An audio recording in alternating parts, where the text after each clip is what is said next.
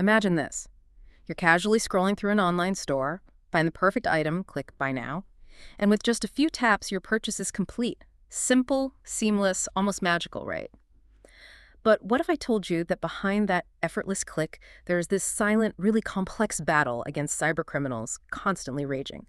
What if every single online transaction you make is actually a meticulously engineered dance between sheer convenience and, well, ever-present risk? Yeah, that's precisely it. E-commerce doesn't just spontaneously happen. It is engineered. From the intricate business models that drive it to the sophisticated cybersecurity measures protecting it, the entire digital economy runs on strategic thinking, robust systems, and crucially, the skilled people who know how to build and secure them.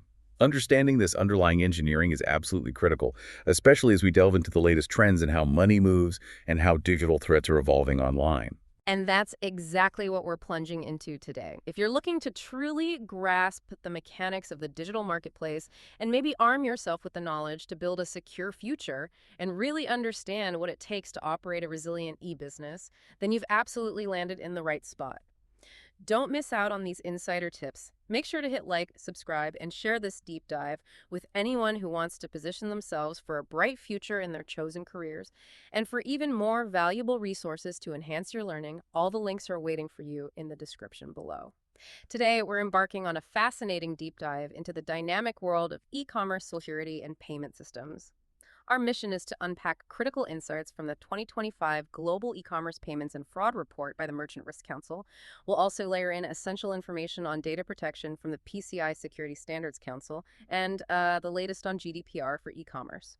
Think of this as your essential shortcut to understanding the technical and business considerations for creating and operating any electronically based business, helping you analyze the technologies available from both an operational and, importantly, a legal perspective. Exactly. And this deep dive is specifically tailored for you, whether you're a student in MIS, CIS, IT, or business, maybe preparing for a high-stakes meeting, or just intensely curious about the digital economy. We're going to break down some truly complex concepts into clear, actionable knowledge.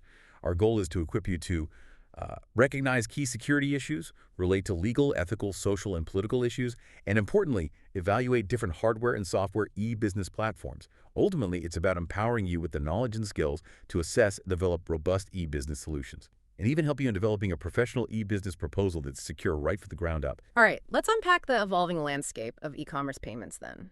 The digital checkout experience is anything but uniform these days, right? We're seeing merchants embrace this incredibly diverse mix of payment options, constantly adapting to consumer preferences. From the latest report, we see traditional credit and debit cards are still widely accepted by a massive 80% of merchants globally. That's still the king.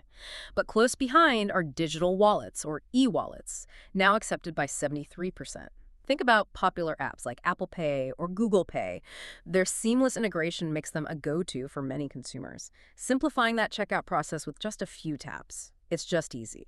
And for those preferring direct bank-to-bank transactions, a solid 58% of merchants support bank transfers or direct debits. Yeah, and what's truly fascinating, rapidly gaining traction, is the rise of real-time payments, or RTP.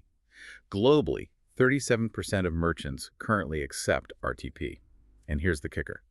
An astonishing 42% of the remaining merchants are planning to implement RTP within the next year. 42% of the rest. That's a huge surge.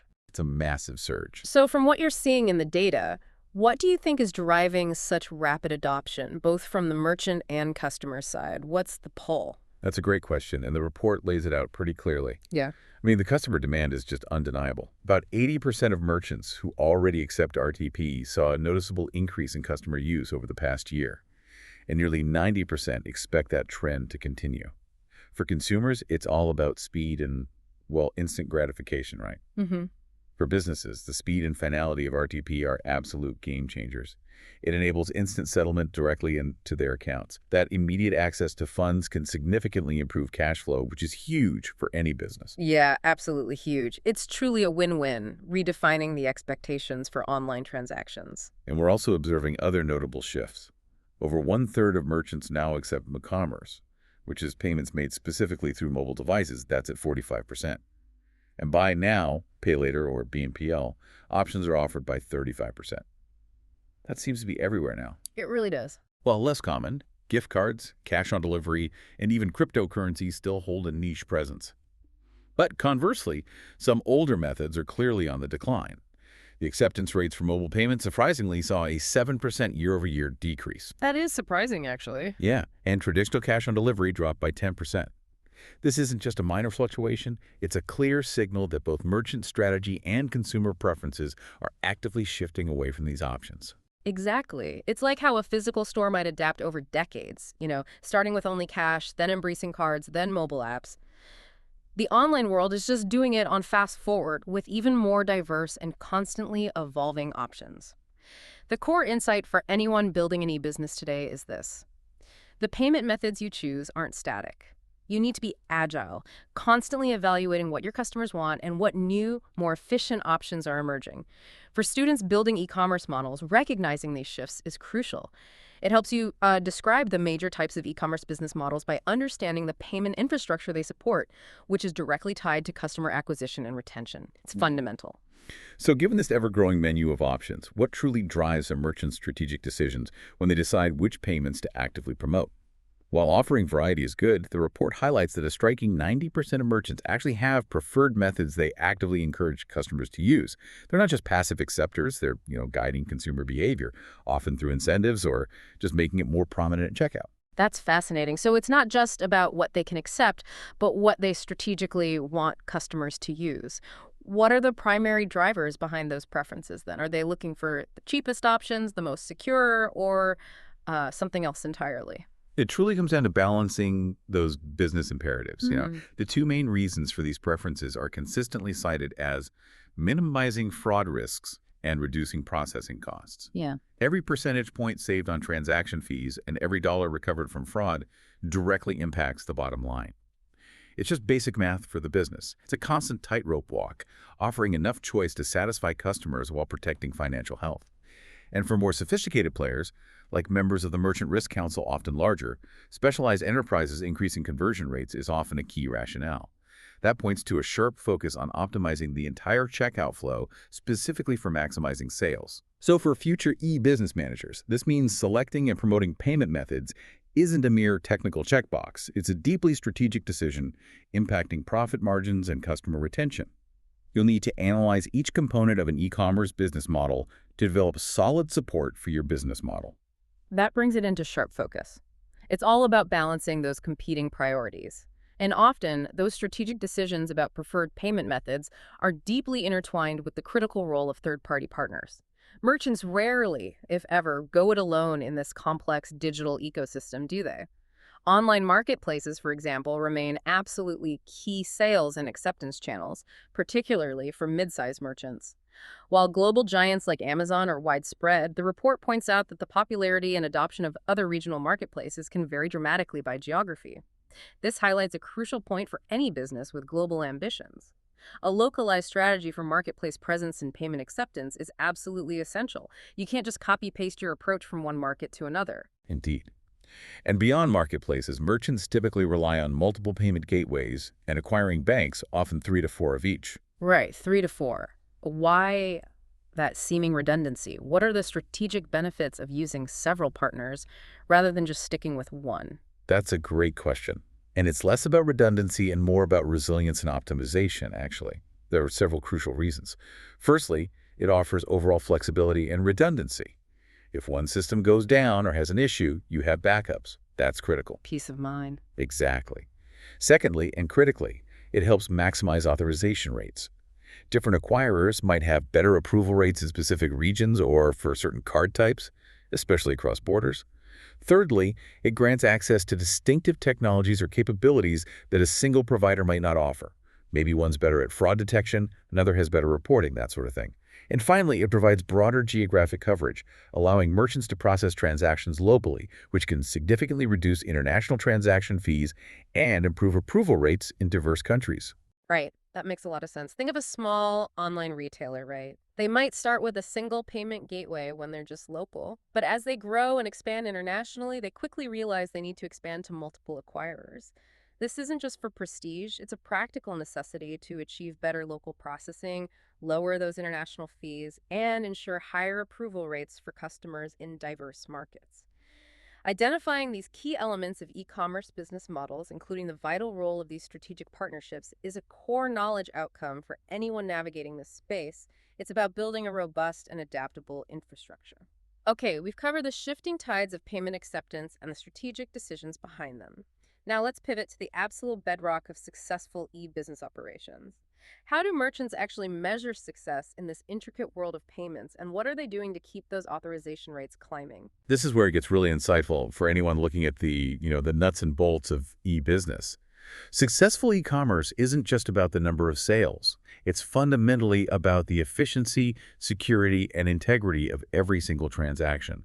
It's about leveraging data to understand performance.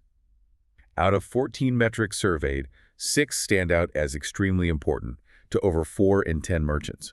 We call these the core 6. They are revenue, payment success rate, loss rate, authentication rate, authorization rate, and cost of payments. It's no surprise that revenue and success rates are top priorities, right? But what's particularly striking is the significant growth and importance of loss rate over the past year. Yeah, you mentioned the significant growth in importance of loss rate. That really struck me. Can you elaborate on why that specific metric is climbing so rapidly up the priority list for merchants? What's the core insight here? That's a perceptive observation. The truly profound insight here, I think, is that the surge in loss rate importance signals a critical shift. Fraud isn't just a nuisance or a processing error anymore. It's now a directly measurable, significant drain on profitability. It's forcing businesses to prioritize fraud defense as a core financial strategy, not just an IT issue. Right, it hits the bottom line directly. Exactly.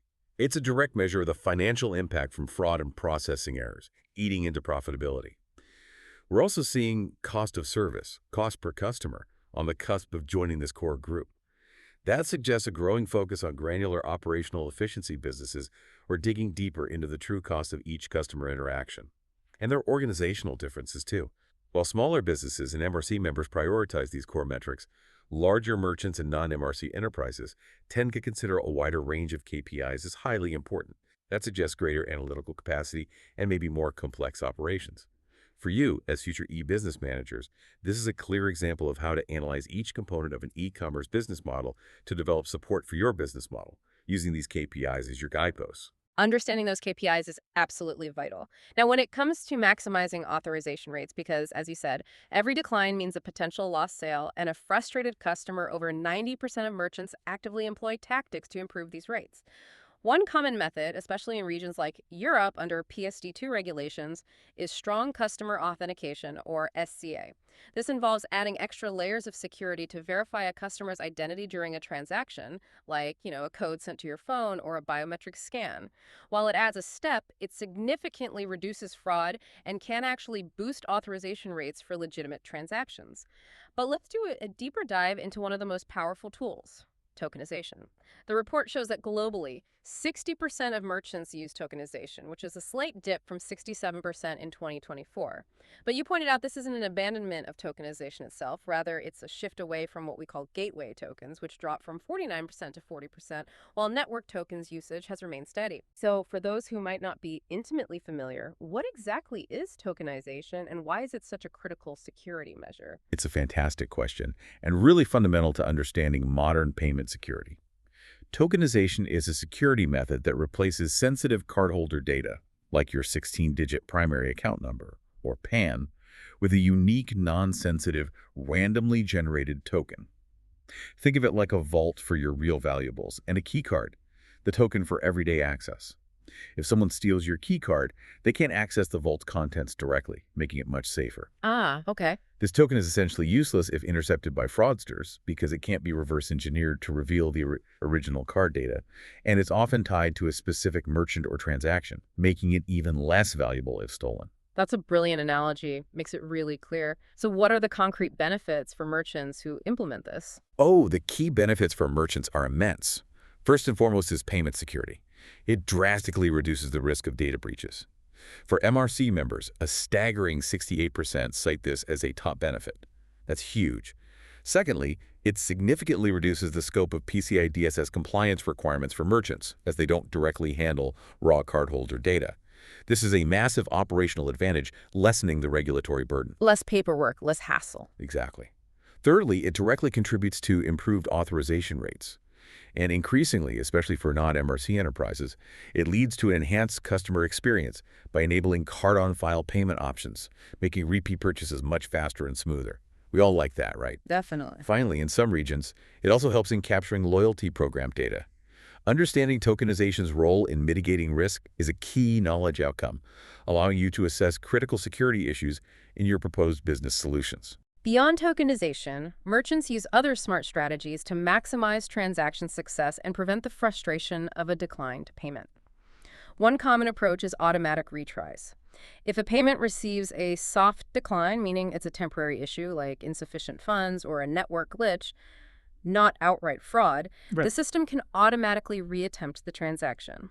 Often, this leads to a successful payment without the customer even realizing there was an initial hiccup, preserving the sale and customer satisfaction. Right. It smooths over those little bumps. Exactly. Another tactic, particularly relevant for international e-commerce, is dynamic currency conversion. This allows customers to see and pay for their purchases in their local currency, even if the merchant's base currency is different. This transparency can build trust and, in turn, improve authorization rates because customers are more comfortable with the final price they see. No surprises. This all contributes to developing an appropriate e-business marketing strategy that prioritizes smooth, secure transactions. So we've explored the engineered pursuit of convenience and optimization. But every new payment rail, every new layer of technology also introduces new battlegrounds in that silent war against cybercriminals, doesn't it? It really does. That brings us to the persistent, pervasive threat of e-commerce fraud. Yeah, here's a stark, undeniable reality. 98% of merchants experienced one or more types of fraud in the past 12 months. 98%. Fraud is not an if, but a when. It's an ever-present force in the digital landscape, a constant antagonist in that engineered dance we talked about. While that number might seem daunting, the 2025 report does show some encouraging signs. We've seen a slight but consistent decline in the incidence of virtually all forms of fraud, with significant drops in first-party misuse, card testing, and triangulation schemes. This suggests that merchants' mitigation efforts are starting to pay off. However, does this mean we can relax even a little, or is this just the calm before a new storm? Absolutely not. There's no room for complacency whatsoever here. Fraudsters are incredibly agile, constantly adapting to new technologies and targeting vulnerabilities wherever they find them. It's a continuous arms race. I recall hearing a story about a small online boutique owner who thought, I'm too small for fraudsters to even bother with. They focused all their energy on marketing and product development, but then, almost overnight, they were hit by this wave of tiny automated card testing attempts, just a few cents each. Wow. Individually, these seemed insignificant, but collectively, these small attempts created significant losses in processing fees and chargebacks. The owner quickly realized that no business is truly too small for fraud. This really underscores the pervasive nature of fraud, which is a key knowledge outcome. Recognize key security issues related to the e-commerce environment. That's a critical anecdote highlighting the universal nature of this threat. But you also mentioned that fraudsters adapt. What are some of the newer, sneakier fraud types emerging, and are we seeing regional differences in how they manifest? Excellent point. Fraudsters are incredibly creative, and yes, we're seeing specific fraud types emerging and differing across regions. Real-time payment fraud, for example, is a growing concern. North American merchants are significantly more likely to suffer from it compared to other regions. While small businesses currently seem less impacted by RTP fraud, this is a critical area to watch as RTP adoption continues its rapid expansion globally. It's essentially a new attack surface opening up. Makes sense. We also observe regional nuances like coupon or discount abuse, which merchants in Asia seem more prone to. This highlights how regional consumer behaviors and specific promotional strategies can unintentionally create unique vulnerabilities that fraudsters will readily exploit. They look for those weak spots. Furthermore, the sophistication of fraud clearly varies by merchant size. Merchant Risk Council members, who often represent larger enterprises, face a greater variety and volume of fraud attacks. The average MRC merchant experienced 6 different types of attacks in the past year, compared to just 4 for the average non-MRC enterprise. These include first-party misuse, card testing, refund policy abuse, and account takeover. This strongly suggests that as businesses scale, they need to invest in more robust and diversified fraud defenses. Why might these fraud types vary by region or merchant size? Well, it could be due to differences in payment system maturity, consumer awareness and education, or simply the resources and perceived value that fraudsters target.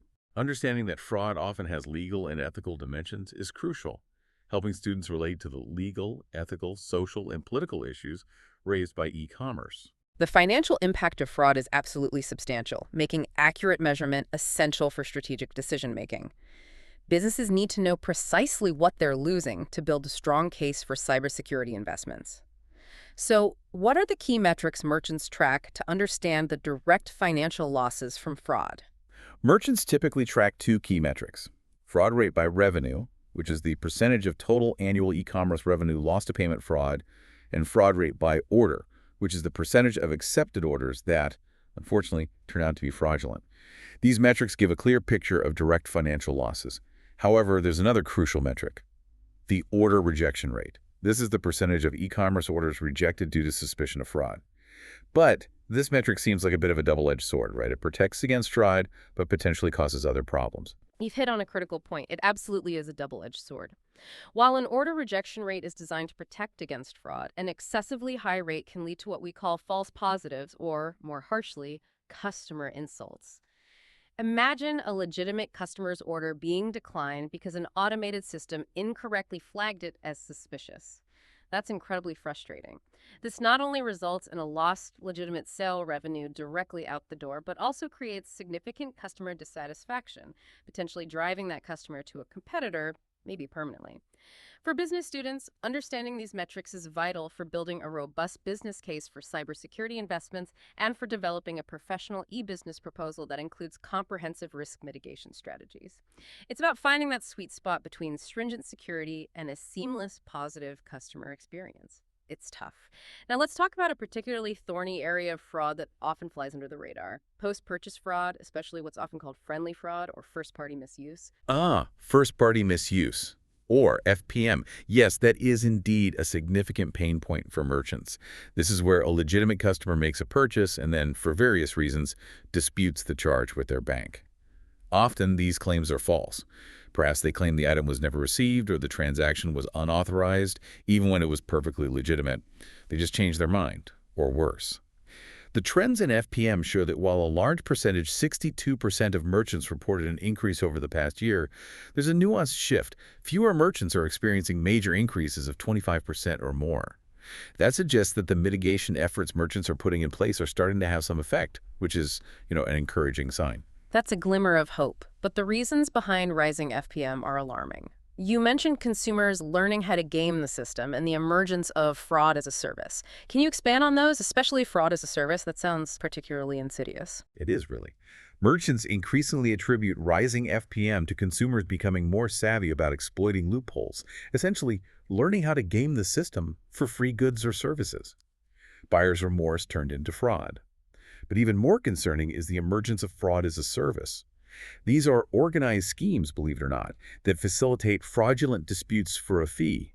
They're basically industrializing friendly fraud, turning what might have been an individual act into a more coordinated professional threat. Wow, like hiring someone to commit fraud for you. Essentially, yeah. A real-world example here could be a customer who buys a brand new, expensive smartphone online, receives it, uses it for a week, and then contacts their bank to claim the purchase was unauthorized, leading to a chargeback. The merchant loses both the product and the revenue, facing a financial hit and the cost of dispute resolution. Recognizing the nuanced nature of first-party fraud is a critical knowledge outcome. Recognize key security issues related to the e-commerce environment, specifically this tricky FPM. That's a difficult challenge, dealing with fraud from what appears to be a legitimate customer. Yeah. So what concrete, multi-layered strategies are merchants deploying to fight back against FPM? Merchants are definitely not sitting idly by. They're developing sophisticated, multi-layered approaches to combat FPM. It's about being proactive and data-driven. One key strategy is proactive transaction monitoring. This involves continuously analyzing transaction data for unusual activity or anomalies. This could be anything from a sudden change in shipping address to an unusually large order from a new customer, or maybe a rapid series of purchases. Merchants also work closely with their payment providers to identify and prevent these fraudulent transactions before they become chargebacks. So it's about spotting those red flags early. What else are they doing to shore up their defenses? Exactly. Another effective tactic is leveraging customer history checks. By reviewing past purchase and order histories, merchants can spot suspicious patterns that might indicate FPM, like a customer with a recurring history of disputing charges. Policy clarity and enforcement are also vital. Making cancellation and return policies exceptionally clear and easy to find on the website can prevent disputes arising from simple misunderstandings. Less ambiguity helps. Some merchants even go as far as revoking access to services for customers with a documented history of filing excessive chargebacks. It's a tough line, but sometimes necessary. And of course, foundational security, like requiring card verification value or CVV codes and verifying billing addresses, ensures the person has the physical card in hand and that the details match. The basics still matter. Those are all strong preventative measures, but what happens once a dispute has already been filed? Can merchants actually win these friendly fraud cases? They absolutely can, and significantly more merchants are finding success by submitting compelling evidence to card networks. This is where robust data collection is just paramount. They're using data points like user account login history, device ID, geolocation, IP address, and historical payment activity to prove a transaction was legitimate and the customer received the goods or services. Proof is key. Got it. Data is the weapon. It really is. This highlights the critical role of robust data collection and retention. A significant number of merchants are also finding that notifying customers before processing payment can be effective, as well as sending notifications when orders are processed or delivered. This proactive communication can often prevent disputes arising from simple miscommunication, like a customer forgetting about a subscription charge or not realizing an item has shipped. Sometimes it's just an honest mistake. For e-business students, this segment offers concrete strategies for assessing key security issues related to their proposed business solution and developing robust defense mechanisms. And this brings us to another nuanced but growing area of concern: refund and policy abuse. This isn't just FPM, is it? What exactly constitutes refund and policy abuse, and how prevalent is it becoming? That's right, it's distinct from FPM and a relatively new but definitely growing problem. Most merchants, about 57%, reported an increase in this type of abuse over the past year. This isn't just about false chargebacks, it's about customers exploiting generous return policies or loyalty programs in ways they weren't intended. The impact of this abuse isn't uniform, with enterprise merchants and non-MRC enterprises more likely to experience increasing rates of refund and policy abuse. This often involves things like wardrobing, buying an item, wearing it once for an event and then returning it, or exploiting loyalty points for unwarranted benefits. It's gaming the system in a different way. Right, the wear it once return. It sounds like it highlights a tricky ethical line for consumers. So how does this challenge impact the business, and what does it mean for students developing their own e-business proposals? It's a fundamental challenge to profitability, really. Refund abuse can be subtle, exploiting legitimate business processes that were initially put in place to enhance customer trust and loyalty. This brings to light the ethical dimension of consumer behavior online and the critical need for carefully crafted, but also carefully enforced, refund policies. For you as students, this means that when you evaluate the legal, ethical, social, and political issues related to their e-business solution, you must pay special attention to designing fair but firm refund policies. Policies that protect the business without alienating legitimate, honest customers. It's another example of that constant engineered balance. All right, we've navigated the complex payment landscape and confronted the evolving face of fraud. Now let's step back and look at the broader strategic approaches to fraud management in 2025. This isn't a static field, is it? It's like a living organism within a business. It's absolutely dynamic. Fraud management is a constantly reevaluating strategic area. The report clearly shows that reducing fraud and chargebacks remains the #1 priority for over 4 in 10 fraud professionals. It's consistently held this top position since 2022. It's the bedrock, the foundational objective. But I noticed a fascinating shift in the report this year. A decline in prioritizing improving the customer experience, or CX, and a significant increase in focusing on minimizing fraud-related operational costs. That's a reversal from the previous year. What does this tell us about the current pressures businesses are facing? That's a really insightful observation, and it points to a fascinating cyclical relationship, I think. It seems businesses are constantly toggling between investing in customer experience and aggressively cutting costs, depending on prevailing market pressures and maybe recent fraud losses. Imagine a business trying to drive a car while juggling 3 balls: speed, which is customer experience, safety, which is fraud reduction, and fuel efficiency, which is cost reduction. Right, you can't maximize all 3 at once. Right. Exactly. They can't perfectly optimize all 3 simultaneously, leading to these periodic reprioritizations. Sometimes you focus on speed, sometimes safety takes over. This demonstrates how fraud management priorities directly affect all aspects of business operations, linking directly to understanding major trends in supply chain management and collaborative commerce. The decisions made here ripple throughout the entire value chain. So it's a bit like playing whack-a-mole, but the moles are getting smarter and have a global network. On that note, as merchants lean more heavily on technology, new challenges inevitably emerge that demand increasingly sophisticated solutions. What are the top difficulties fraud professionals are grappling with today? That's an excellent analogy, and it highlights the constant pressure. The top challenges for fraud professionals are quite telling. Effectively using data to manage fraud stands out as the primary difficulty, cited by 82% of professionals. Just having the data isn't enough. Using it effectively is hard. Right, making sense of it all. Precisely. Following closely behind, 78% struggle with adapting and staying up to date with new forms of fraud and evolving risk models. This clearly emphasizes the continuous learning curve and the need for ongoing technological investment in this field. It's a constant race to keep pace with the fraudsters. That makes perfect sense. The threats evolve so quickly. So what's the outlook for investment in this critical area? Are businesses putting their money where their mouth is? Absolutely. The investment outlook is positive, according to the report. Spending on both staff talent and tools technologies for fraud management is expected to increase over the next 2 years. This indicates a clear recognition within organizations of the need for specialized skills and advanced systems to combat these evolving threats. For you, as business students, this highlights the high demand for professionals who can not only navigate complex data environments, but also continuously adapt to new technological threats. This capability is absolutely key when you're developing a professional e-business proposal, ensuring that risk mitigation is built into the very foundation of your plan. The fight against fraud is increasingly automated and intelligent, which is a fascinating shift in that engineered battle. There's a clear trend towards digital fraud screening. Merchants in the APAC region and small businesses in particular significantly increased their digital screening from 2024 to 2025, both going from around 38–40% up to 50%. MRC members are truly leading this charge, screening nearly 9 out of 10 orders, specifically 86% digitally, while non-MRC enterprises are lagging behind at just 44%. This indicates a clear advantage for larger, more specialized organizations, or maybe just those more focused on risk. And for the orders that are still screened manually, about 19% are subsequently declined. This is a crucial insight, as it highlights the inherent limitations and potential for human error in manual human-intensive processes. It's also expensive. The good news is that merchants are steadily adopting AI and machine learning-based fraud tools. These include tools that generate in-house negative behavior scores to flag suspicious activity and positive behavior models to quickly recognize and approve legitimate customers. So, using AI for both catching bad guys and letting good guys through faster.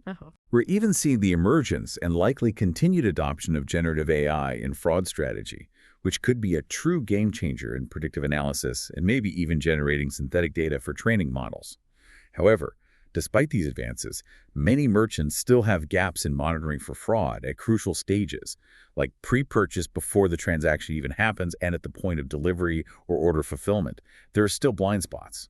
For you, understanding these trends helps evaluate different hardware and software e-business platforms, recognizing the increasingly vital role of AI and ML in fraud prevention. So the technology is advancing rapidly, but there's still a gap in comprehensive implementation.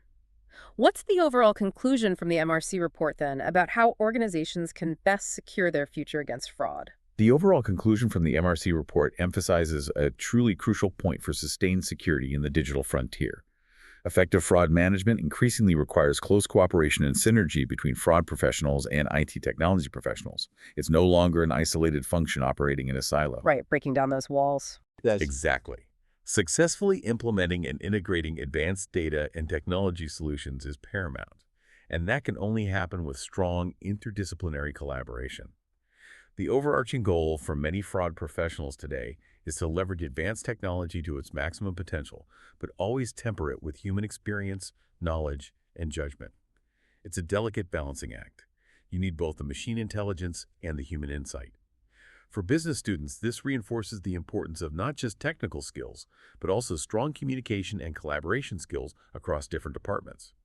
This is essential for you to develop a media content strategy that is secure and to describe relevant supply chain management and collaborative commerce issues related to your business problem, as fraud impacts the entire value chain, from initial transaction to fulfillment and returns. Okay, we've covered the shifting priorities and the cutting-edge tech and fraud management.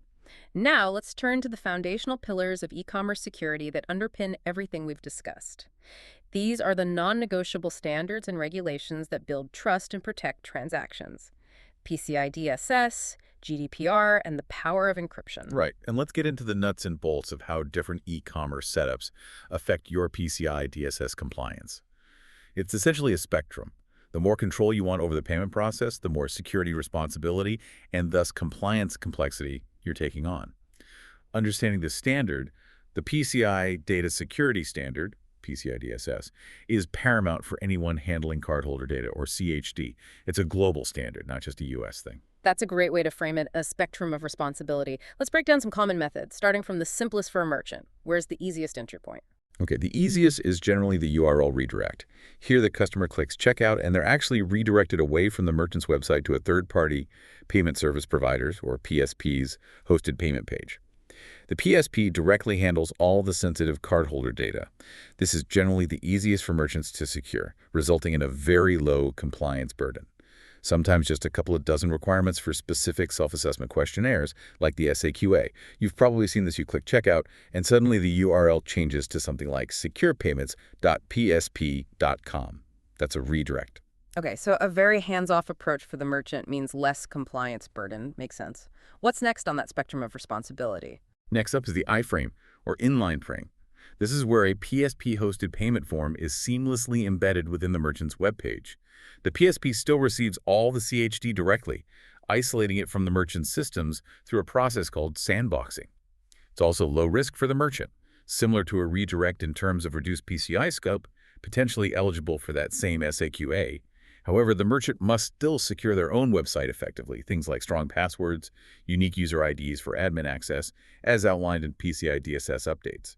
It looks like you're still on the merchant site, but the payment box itself is actually served by the PSP. So it offers a more integrated look and feel, which customers probably prefer, but the underlying responsibility for the card data still primarily rests with the PSP. Where does the merchant start taking on significantly more responsibility then? The responsibility starts to ramp up quite a bit with the direct post method, or DPM. Here, the merchant's website generates the shopping cart and payment pages, but the customer's browser sends the cardholder data directly to the PSP, bypassing the merchant's server entirely for that sensitive data transmission. Merchants have more control over the look and feel, but they incur higher security responsibilities for their website itself, needing a much more extensive set of controls, potentially moving them into something like SAQAEP, which has closer to 190 requirements. The payment form itself, originating from their site, becomes a direct target for hackers. Okay, so the form is on their site, data goes straight to the PSP, but the merchant site itself needs much tighter security. Exactly. A JavaScript form is quite similar. The payment page originates from the merchant's website but uses JavaScript code provided by the PSP to create the payment form fields. Again, the CHD is sent directly from the browser to the PSP. Also, higher responsibility, likely that SAQAEP again. And what's the most demanding option for the merchant in terms of PCI DSS compliance? Where do they take on the maximum load? The method with the highest responsibility is definitely the API, or Application Programming Interface. In this scenario, the merchant's e-commerce systems receive or even store cardholder data, even if just temporarily in memory during processing. This offers maximum customization and control over the user experience, but it places the highest security responsibility squarely on the merchant. They often need to implement the full set of PCI DSS controls, potentially over 250 stringent requirements, qualifying for SAQD. This method is a primary target for hackers because there's a greater chance of larger amounts of valuable cardholder data being available or at least passing through the merchant's systems. Right. More control, more risk, more compliance work. Precisely. And finally, just for completeness, there are wholly outsourced e-commerce solutions where the entire online shopping functionality, hosting, everything is provided and managed by a third party. This significantly reduces the merchant's direct PCI DSS scope again, similar to the redirect or iframe model, depending on the specifics. It's really important to understand that the specific type of self-assessment questionnaire you'll need to complete, or even if your acquiring bank demands a full on-site audit by a QSA, depends entirely on the implementation method chosen. So that initial architectural decision is absolutely foundational, and the PCI DSS scope extends beyond just the online checkout, doesn't it? Where else might a business unexpectedly encounter compliance requirements they hadn't thought about? Excellent point. The scope of PCI DSS is much broader than just the payment gateway or the website. Yep. Consider call centers. If staff manually keys in cardholder data over the phone using applications on their desktops, those systems, the physical environment of the call center, the network segments, and the staff training, are all in scope. The same goes for refund requests if card details are re-entered into a system. And critically, handling chargebacks. Receiving or scanning chargeback letters or forms that contain full card numbers, rather than just the last 4 digits or a token, can actually broaden your PCI scope significantly. It could potentially negate eligibility for simpler self-assessment questionnaires like SAQA or AEP and push a merchant into the most stringent compliance category, SAQD, just because of how they handle paper forms. This highlights that selecting an e-commerce payment method, and indeed managing all payment processes, is a foundational decision that impacts legal liability, operational costs, and the entire cybersecurity posture of a business. It requires careful evaluation to select the appropriate e-commerce business models and supporting processes to address a business problem securely. That truly emphasizes that PCI DSS compliance is an ongoing enterprise-wide effort, not just a one-time setup or something only the IT department worries about. So what are some of the essential security best practices that every e-commerce business absolutely needs to adopt and maintain? Meeting PCI DSS is truly an ongoing effort, requiring far more than just initial setup. It's a continuous commitment to security hygiene.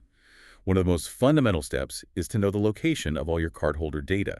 This means developing and regularly reviewing data flow diagrams to identify every single system involved in storing, processing, or transmitting that sensitive data. Where does it come in? Where does it go? Where does it rest? Leveraging data discovery software can help you locate any unencrypted primary account numbers or PANs that might be lurking in log files, databases, or spreadsheets where they shouldn't be. So a core principle is knowing what data you have and where it lives. What about storing that data? Is less more? Absolutely. A crucial principle is, if you don't need it, don't store it. Eliminate any unnecessary cardholder data storage as per PCI DSS Requirement 3.1. Consolidate and isolate any necessary cardholder data to known secure locations with strict access controls. And critically, remember that sensitive authentication data, or SAD like the CVV2 code on the back of the card, or PN block data, is absolutely prohibited from storage after authorization, even if it's encrypted. Just don't keep it. Beyond internal practices, you must thoroughly evaluate the risks associated with your e-commerce solution and all of third-party providers. This should be a core part of your annual risk assessment process, and service provider due diligence is non-negotiable. As a merchant, you're ultimately responsible for your PCI DSS compliance, even if you use third parties. Always demand proof of compliance, like an attestation of compliance or AOC, from all your PSPs, gateways, hosting providers, etc., and clearly document who is responsible for which requirements in writing. That's a crucial point about shared responsibility. You can outsource the processing, but not the ultimate accountability. What about active defense measures? What should merchants be doing proactively? Vulnerability management is another key pillar. This involves conducting quarterly external vulnerability scans using an approved scanning vendor, or ASV. These are automated scans looking for known weaknesses from the outside. And you need to perform annual external and internal penetration tests, as mandated by PCI DSS Requirement 11.3. These are more in-depth manual attempts to break in, simulating real attackers. So, scanning regularly and actively trying to hack yourself. Essentially, yes. Find the holes before the bad guys do. On the technical side, implement web application firewalls, or WAFs, to protect against common web attacks. Maintain robust firewall rules to segment your network. Keep antivirus and anti-malware software updated everywhere. And implement change detection and file integrity monitoring systems to alert you if critical files are modified without authorization. If you're developing custom payment applications in-house, it's essential to follow secure coding guidelines, often referencing the PADSS standard, the Payment Application Data Security Standard, for guidance.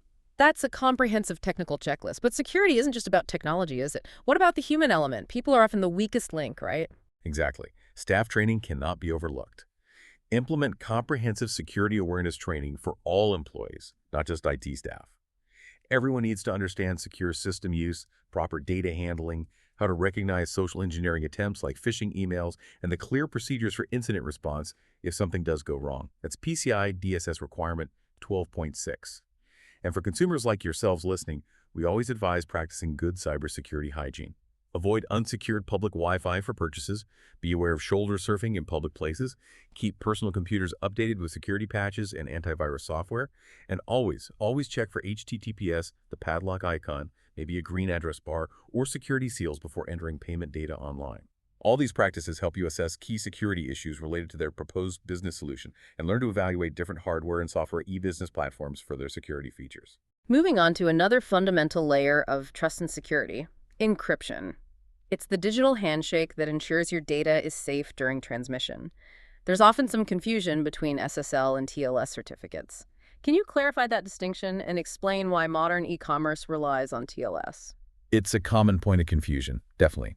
While SSL certificates is still a widely used term, maybe because it's older and stuck, the underlying security protocol in use today should actually be TLS, Transport Layer Security, specifically TLS 1.1 or higher, with TLS 1.2 strongly recommended and TLS 1.3 being the latest and greatest.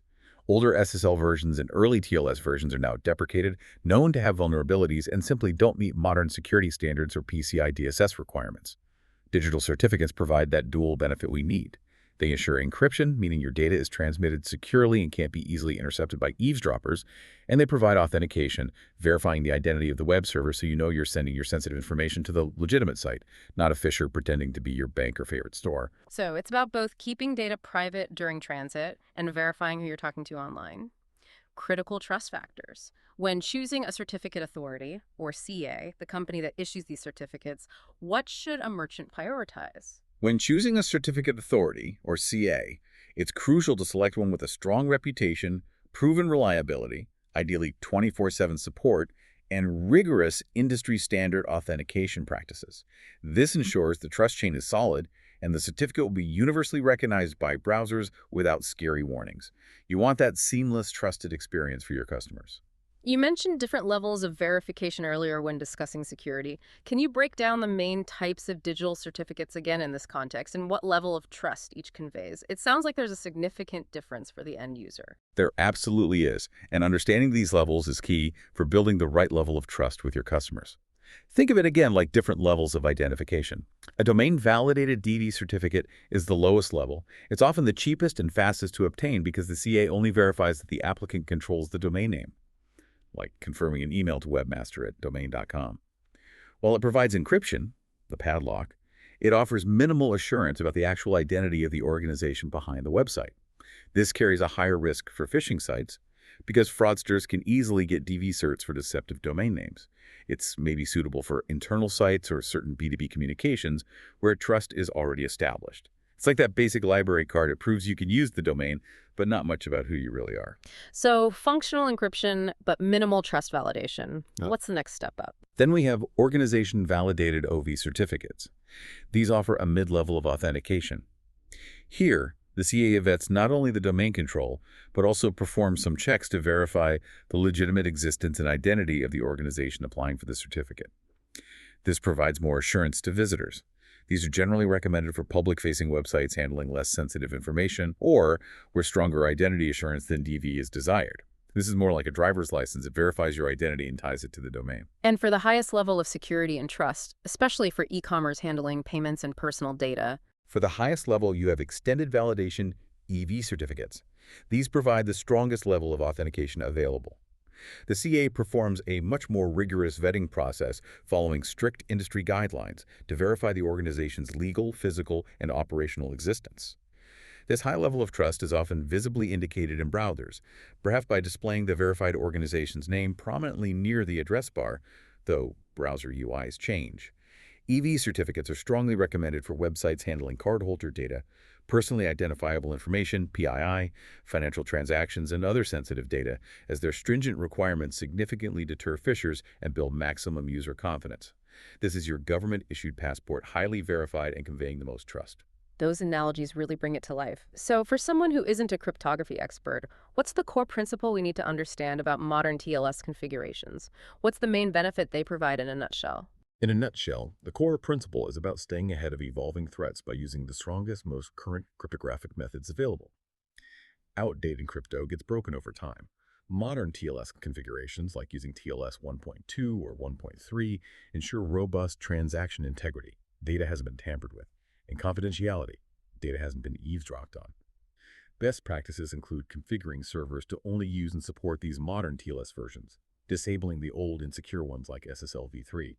It also involves separating authentication and key agreement protocols to reduce the impact if a private key is compromised. and choosing strong cryptographic key sizes like RSA 2048-bit or stronger, and secure hash functions like SHA-256 to assure transaction integrity. You might also hear about certificate transparency, or CT. This is a framework initially pushed by Google designed to enhance the security of the SSL/TLS ecosystem by requiring CAs to publicly log all issued certificates. This makes it harder for rogue certificates to be issued unnoticed, and a crucial warning. Self-signed certificates are a definite no-go for public-facing e-commerce. Browsers don't inherently trust them because they aren't verified by a trusted third-party CA, leading to those scary dialogues, warning users about security risks. They lack independent verification, making them a tool sometimes used by cyber thieves for internal network attacks or phishing test pages. Just avoid them for anything public. Understanding these trends helps students grasp major trends in the consumption of media and online content as they relate to different revenue models, as trust, often signaled by that padlock and validated identity, directly impacts online engagement and purchasing decisions. Okay, so we've covered payment security with PCI DSS and secure transmission with TLS encryption.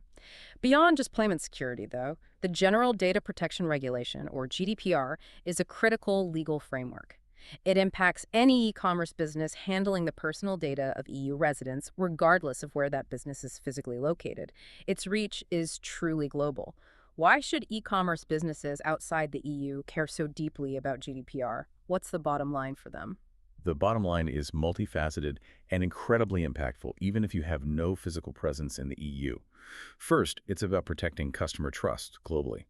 Customers everywhere are becoming more aware of their data privacy rights, and visibly demonstrating compliance with a high standard like GDPR builds loyalty and confidence. It signals you take privacy seriously. Second, avoiding hefty fines is a huge motivator. Non-compliance can result in staggering penalties, up to 20 million euros or 4% of a business's global turnover, whichever is higher. Even for a non-EU company, if they process EU resident data and fall foul, those fines can apply. They can be financially crippling. 4% of global turnover, that's enormous. It's enormous. Third, it enhances data security overall. GDPR mandates strict security measures, which naturally reduces the risk of data breaches, benefiting all your customers, not just EU residents. And remember, the global average cost of data breach in 2024 was a staggering $4.88 million. Good privacy practices are good security practices. Finally, it can provide a competitive advantage. Openly communicating your commitment to data protection can attract and retain privacy-conscious customers in an increasingly competitive marketplace. It can be a differentiator. Those are incredibly compelling reasons. So what are the key GDPR requirements that e-commerce businesses absolutely must adhere to if they interact with EU customers? The key GDPR requirements for e-commerce businesses are comprehensive. You absolutely need a lawful basis for processing personal data. For e-commerce, consent and contractual necessity, like processing an order, are the most common. Explicit consent is paramount, where consent is the basis. It must be freely given, specific, informed, and unambiguous. No pre-ticked checkbox is allowed. You need granular consent for different purposes, for example, separate consent for marketing emails versus processing the order itself. This is especially critical for website cookies and tracking technologies. Right, those cookie banners we see everywhere now. Exactly. Data minimization is another core principle. Only collect data that is absolutely necessary for your stated operations. Regularly review and delete unnecessary personal data you no longer need. Transparency is achieved through a comprehensive, clear, concise, and easily accessible privacy policy. It needs to explain what data is collected, why, how it's used, who it's shared with, how long it's kept, and detail customer rights. It must be regularly updated. Customers also have robust individual rights under GDPR. This includes the right to access a copy of their data, the right to correct inaccuracies, the right to erasure, the right to be forgotten, and the right to data portability, get their data in a usable format. They also have the right to object to certain types of processing, like direct marketing. In the event of a data breach involving personal data, you must notify the relevant supervisory authority within 72 hours of becoming aware of it, unless the breach is unlikely to result in a risk to individuals. If the risk is high, affected individuals must also be informed without undue delay. Larger e-commerce businesses, or those processing large amounts of sensitive data, may also be required to appoint a data protection officer, or DPO, who oversees compliance, staff training, and audits. This all directly relates to the legal, ethical, social, and political issues raised by e-commerce. That's a lot to manage, especially for smaller businesses. Practically speaking, what concrete steps should an e-commerce business take to ensure they're GDPR compliant and stay that way? Where do they start? To ensure GDPR compliance, start by auditing your data. Do a data mapping exercise. Identify all the personal data you collect, where it's stored, how it flows, and why you process it. Then, update your privacy policy based on that audit. Make it crystal clear what data is collected, why, the legal basis, how it's used, who it's shared with, including third parties, data retention periods, and explain customer rights and how to exercise them. Implement robust consent management, especially for cookies and marketing communications. Use clear opt-in mechanisms, not opt-out. Secure your data using appropriate technical and organizational measures, encryption, strong access controls, regular security audits, secure software development practices. Train your staff thoroughly. Everyone handling personal data needs to understand GDPR principles, their responsibilities, and best practices. You also need to implement rights management processes. Establish clear internal procedures for efficiently handling customer requests regarding their data rights, access deletion, etc., within the GDPR timeframes, usually 1 month. Ensure data processing agreements, DPAs, are in place with all third-party service providers who process personal data on your behalf, like payment gateways, marketing platforms, cloud hosting. These agreements legally require them to protect the data according to GDPR standards. And finally, remember, GDPR compliance is an ongoing process, not a one-off project. You must continuously monitor and review your practices, conduct periodic audits, and stay informed about regulatory updates and guidance. There are tools available that can help, of course. Solutions like CookieYes can help with cookie consent and policy generation. DataGrail offers privacy management platforms. OneTrust provides a comprehensive data privacy suite. Even fraud prevention tools like Signified can aid privacy efforts by ensuring legitimate transactions are processed correctly. All these steps help you develop a professional e-business proposal with compliance built in from the start and evaluate the legal, ethical, social, and political issues related to your proposed e-business solution. Wow, what a deep dive indeed. We've really journeyed through the dynamic, often turbulent world of e-commerce today. We've explored everything from the latest payment acceptance trends and the crucial metrics that define success to the ever-present challenges of fraud, from sophisticated attacks to that tricky friendly fraud, and the strategic, technologically advanced ways businesses are fighting back with tools like AI and tokenization. And we wrapped it up by covering those non-negotiable pillars of security and trust: PCI DSS compliance, strong encryption using modern TLS, and the critically important data privacy considerations under GDPR. It's clearer than ever that the seamless online transactions we often take for granted are truly deeply engineered. This digital economy is such a complex interplay of cutting-edge technology, astute business strategy, legal compliance, and constant human vigilance. The choices businesses make in their payment systems, their security measures, their data handling practices, these aren't just technical details. They're absolutely fundamental to their business models, to earning and keeping customer trust, and ultimately to their long-term viability. It's that engineered dance between convenience and risk playing out constantly in real time. Thank you so much for joining us on this enlightening deep dive. We truly hope you feel more informed and empowered to navigate the exciting yet definitely challenging e-business landscape. If you found this valuable, please do hit like, subscribe, and share this deep dive with your network, your classmates, anyone who might benefit. Your engagement really helps us bring more crucial insights like this your way. And remember, all the additional resources we mentioned, links to the reports and standards bodies, they're all linked for you right there in the description below.